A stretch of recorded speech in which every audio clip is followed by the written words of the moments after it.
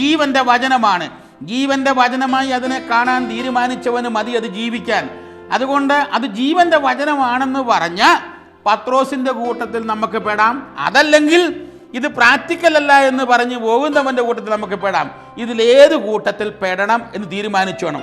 നമ്മളിൽ ചിലര് പത്രോസിനോട് കൂടിയുള്ള ഈ വചനത്തിന്റെ കൂട്ടത്തിൽ, ഇത് ജീവന്റെ വചനമാണെന്ന് പറയുന്നവരുടെ ഗണത്തിൽ പെടാൻ ആഗ്രഹിക്കുന്നവരാണ്, മനസ്സുകൊണ്ട് ആഗ്രഹം കൊണ്ട്. പക്ഷെ പലപ്പോഴും ജീവിതം കൊണ്ട്, പ്രവൃത്തി കൊണ്ട് നേരെ മറിച്ചാണ്. ഈ വചനത്തെ നിഷേധിച്ചു പോകുന്ന ഒരു പ്രക്രിയ നമ്മുടെ ജീവിതത്തിലുണ്ട്. ഇപ്പോൾ ഉദാഹരണത്തിന്, നിങ്ങളുടെ മകൾക്കൊരു കല്യാണം വരുന്നതെന്ന് ആലോചിക്കുക, സങ്കല്പിക്കുക. നിങ്ങളുടെ BSc പാസ്സായ മകൾക്ക് ഒരു കല്യാണം. എവിടെയാ? അമേരിക്കയിൽ ജോലിയുള്ള ഒരു ചെറുക്കൻ. ആ മാതാപിതാക്കൾ കാണും പെണ്ണുമാട്ടൊരു ഒറ്റ ചെറുക്കനേ ഉള്ളൂ. കണ്ടാൽ നല്ല സുമുഖൻ, 27 വയസ്സ്, ഡോക്ടറേറ്റ് പാസ്സായിട്ടുണ്ട്, 1.25 ലക്ഷം രൂപ മാസം ശമ്പളം, സൽസ്വഭാവിയായ പുരുഷൻ, ഒരു സിഗരറ്റോ ബീഡിയോ പോലും വലിക്കുകയില്ല, ലഹരി തൊടുകയില്ല, പ്രാർത്ഥനാരൂപിയുള്ളവൻ. ഇനി ഇതിൽ കൂടുതൽ വല്ലതും വേണോ? നല്ല പ്രാർത്ഥനയും കൃപയും ഉള്ളവൻ, വരദാനങ്ങളുള്ളവൻ, ദുശീലമില്ലാത്തവൻ, സൽസ്വഭാവി, ഏകമകൻ. നിങ്ങളുടെ മകൾക്ക് കല്യാണം പറഞ്ഞ് ഉറപ്പിച്ച് വെച്ചിരിക്കുകയാണ്. അയലോക്കത്തെ വർക്കിച്ചേട്ടൻ ഇത് കേട്ടപ്പോൾ സഹിക്കാൻ നിവൃത്തിയില്ല. അയ്യോ, നമ്മുടെ അയലോക്കത്തെ പെണ്ണിന് വരാൻ പോകുന്ന ഒരു കല്യാണം, എത്ര സുന്ദരമായ ഒരു കല്യാണം. അതുകൊണ്ട് അയാളുടെ അസൂയ കൊണ്ട് എന്ത് ചെയ്തു? ചെറുക്കൻ്റെ വീട്ടുകാരെ മർക്കിച്ചേട്ടൻ ഫോൺ വിളിച്ചും എഴുതിയും അറിയിച്ചു, നിങ്ങൾ എന്നാ ഓർത്തോണ്ടാ ഈ പെണ്ണിനെ കല്യാണം കഴിക്കുമെന്ന്? കുറേ സ്വത്ത് കണ്ടോണ്ടോ, അതോ സൗന്ദര്യം കണ്ടോണ്ടോ? ആ പെണ്ണ് മാനസിക രോഗത്തിന് ചികിത്സിച്ചിരുന്നതാണ് എന്ന് പറഞ്ഞ് അസൂയ കൊണ്ട് നിരപരാധിയായ ഒരു പെണ്ണിനെ മാനസിക രോഗമുണ്ടായിരുന്ന പറഞ്ഞു പരത്തിയ കല്യാണം മുടക്കിച്ചു. തോമാച്ചൻ പിന്നീട് അറിഞ്ഞു വർക്കിച്ചേട്ടനാണ് നമ്മുടെ കല്യാണം മുടക്കിയതെന്നും പാര വെച്ചതെന്നും തോമാച്ചൻ അറിയുകയും ചെയ്തു. അങ്ങനെ ഇരിക്കെ ആ കല്യാണം അങ്ങ് മുടങ്ങിപ്പോയി. അങ്ങനെ ഇരിക്കെ കുറേ ദിവസങ്ങൾ കഴിഞ്ഞ്, മാസങ്ങൾ കഴിഞ്ഞ് വർക്കിച്ചേട്ടൻ്റെ മകളുടെ കല്യാണം നടക്കിയ. സാമ്പത്തികം വലിയ കഴിവൊന്നുമില്ല. കൂടിക്കാഴ്ചയുടെ അന്ന് 1 ലക്ഷം രൂപയും 50,000 രൂപയുടെ ആഭരണവും കൊടുക്കാമെന്നാണ് വ്യവസ്ഥ. ആഭരണം ഉണ്ടാക്കി വെച്ചിട്ടുണ്ട്. 1 ലക്ഷം രൂപ കൂടിക്കാഴ്ചയുടെ അന്ന് തന്നെ കൊടുത്തേക്കണമെന്നാണ് വ്യവസ്ഥ. 80,000 രൂപ ഉണ്ടാക്കിയിട്ടുണ്ട്. 25,000 രൂപ 20,000 രൂപയുടെ കുറവുണ്ട്. അതുകൊണ്ട് കല്യാണ കൂടിക്കാഴ്ച നടക്കുകയായിരുന്നു ഏറെക്കുറെ ഉറപ്പായി. അപ്പോൾ തോമാച്ചൻ എന്നെ തീരുമാനിച്ചു, എൻ്റെ ദൈവമേ, ഒരു സാധാരണ പാവപ്പെട്ട കുടുംബമല്ലേ, ആ പൈസയുടെ കുറവ് കൊണ്ട് എന്നെ ഇപ്പോൾ എന്നാൽ നഷ്ടപ്പെട്ട് മുടങ്ങിപ്പോയി എന്ന് വേണ്ട, എങ്ങനെയെങ്കിലും അയാളെ സഹായിച്ചേക്കാം എന്ന് വിചാരിച്ചു. തോമാച്ചൻ 25,000 രൂപ എടുത്ത് പോക്കറ്റിലിട്ടുകൊണ്ട് വർക്കിച്ചേട്ടൻ്റെ വീട്ടിലേക്ക് നടന്നു പോവുക. അന്നേരം വേണ്ട വഴിയെ വരുന്നു ചാക്കോച്ചൻ ചോദിച്ചു, തോമാച്ചനും ഭാര്യയും കൂടി എങ്ങോട്ടാ? ഓ, ഞങ്ങൾ ആ വർക്കിച്ചേട്ടൻ്റെ വീട്ടിൽ വരെ ഒന്ന് പോവുകയായിരുന്നു. ആ, എന്നാ? നാളെ കഴിഞ്ഞ് അയാളുടെ മകളുടെ കൂടിക്കാഴ്ചയാണ്. അറിഞ്ഞായിരുന്നു കൂടിക്കാഴ്ച എന്നറിഞ്ഞു, പക്ഷെ നടക്കുകയെന്നാണല്ലോ കേട്ടത്. കാശുണ്ടായില്ല, നടക്കുകയെന്നാണല്ലോ കേട്ടത്. ഞാനും അത് അറിഞ്ഞായിരുന്നു. അതുകൊണ്ട് ഞാൻ അവിടെ വരെ ഒന്ന് പോവുക. ആ, എന്നാ?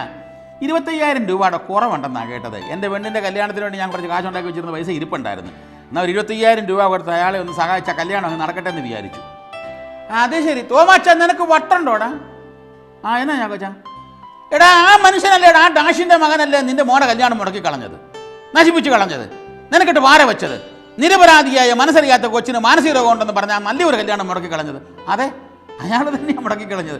ഈ വർക്കിച്ചേട്ടനാണ് മുടക്കി കളഞ്ഞത്. പിന്നെ നീ ഈ കാശ് വരുന്നത് ചൊല്ലി അവന് വീട്ടോട്ട് പോകാൻ പോകുന്നത്?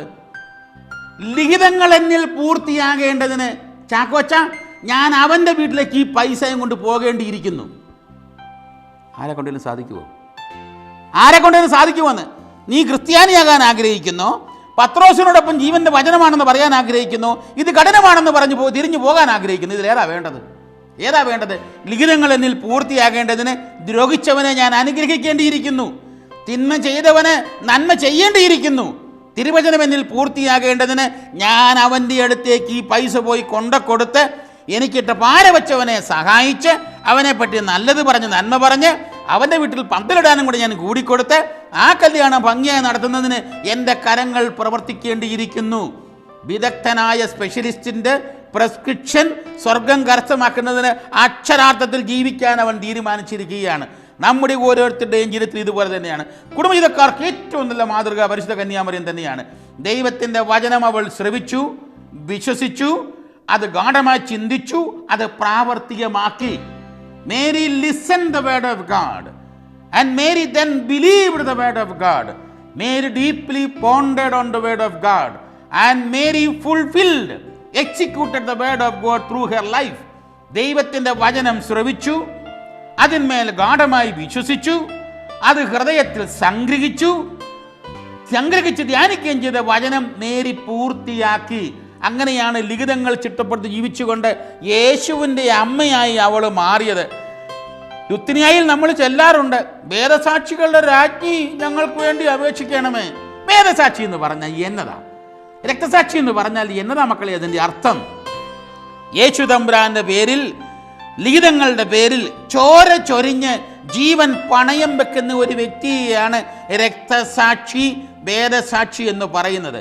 എസ്തപ്പാനോസിന്റെ ചെവിക്കലിട്ട് ഒറ്റ അടി കൊടുത്തപ്പോൾ എസ്തപ്പാനോസ് പറഞ്ഞു എന്നതാ, ദൈവത്തിൻ്റെ നാമത്തിൽ ഈ തല്ലുകൊള്ളാൻ ഞാൻ തെരഞ്ഞെടുക്കപ്പെട്ടതിനെ ഓർത്ത് ദൈവത്തിന് സ്തുതി.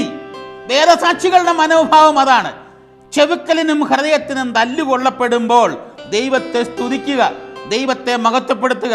കല്ലുകൊണ്ട് എറിഞ്ഞ് താഴെയിട്ടപ്പോൾ ഈ പാപം തിന്മ അവരിൽ ചുമത്തരുത്, അവർക്ക് മാപ്പ് കൊടുക്കണമേ എന്ന് പറഞ്ഞ കൃപയും അരൂപിയും ഈ വസ്തുത മനസ്സിലാക്കിക്കൊണ്ട് ജീവിതത്തിലെ തട്ടും മുട്ടും കിട്ടുമ്പോൾ, അപകടവും രോഗവും വരുമ്പോൾ, ഉപേക്ഷിക്കപ്പെടുമ്പോൾ, ജീവിത പങ്കാളി പോലെ തെറ്റിദ്ധരിക്കുമ്പോൾ, മാതാപിതാക്കൾ തെറ്റിദ്ധരിക്കുമ്പോൾ, മനസ്സറിയാത്ത കാര്യത്തിന് സ്വന്തം സഹോദരൻ നമ്മളെ കുരിശെ കയറ്റുമ്പോൾ, അവിടെയൊക്കെ ലിഖിതങ്ങൾ പൂർത്തിയാകട്ടെ, ദൈവഹിതം പൂർത്തിയാകട്ടെ എന്ന് പറഞ്ഞ് ഉറപ്പിച്ച് ജീവിച്ച് മുന്നോട്ട് പോകാൻ സാധിച്ചാൽ അവിടെയാണ് ലിഖിതങ്ങൾ പൂർത്തിയാക്കുന്ന ജീവിതശൈലി.